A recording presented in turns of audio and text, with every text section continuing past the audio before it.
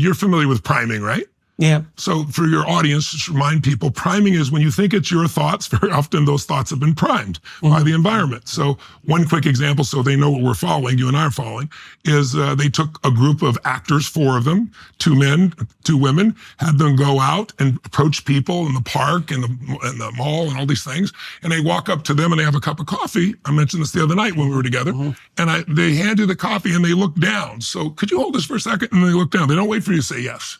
Well, 98% of people take the coffee because it looks like it's going to fall otherwise. They reach in their pocket, they take out their phone, they put it back, they say, thank you very much. They practice doing the exact same way, the same facial expression, men and women. They do 100 people each, 400.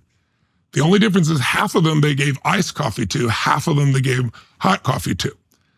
Now, 15 to 20 minutes later, somebody comes by with a clipboard. And they come up and say, excuse me, here's $20. This is not a scam. We're just under a tight timeline for our research. If you read these 4 paragraphs of this story and answer these 2 questions, we give you $20. And a lot of people didn't even take $20. They're just, okay, I'll do it. They read the story. They ask them a question. The primary question is, describe the main character of this story. What were they like? What are their qualities? 81% of the people given iced coffee said the person was cold and uncaring. 79%, basic variability, of the people that got the hot coffee said the person was warm and genuine. The same thing happens with creativity tests, showing you IBM and Apple, seeing those. That's all you got to do before the test. The ones that see the Apple commercial or even the logo, because Apple commercial was Think Differently, scored 22% higher in the creativity test. So much of what we think we're doing ourselves is being shifted by the outside world. So I say prime yourself.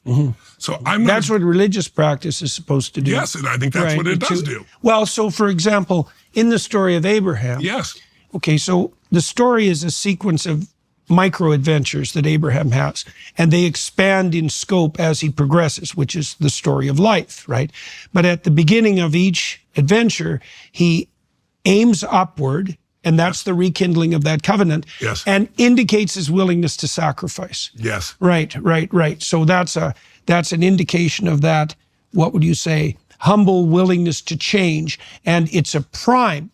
And it's a very useful prime, and it's one that you can actually apply. You know, so for example, and I'd like to know how you do this technically when you go on stage. So before I take the stage, my wife and I do this, we have a musician, which is really helpful. He helps us focus and everybody in the audience focus. And there is something about music that does that entrainment, that physiological entrainment. Everything in my summer, you wouldn't last those 12 hours if you're just sitting still. It's all movement, it's all music, it's constant. And different types of music for different emotional states that I want to produce. So I use that as well. Yeah, I could see that in your events, that there's a party atmosphere to them, but and there's a reason that people use music while in religious ceremonies, for example.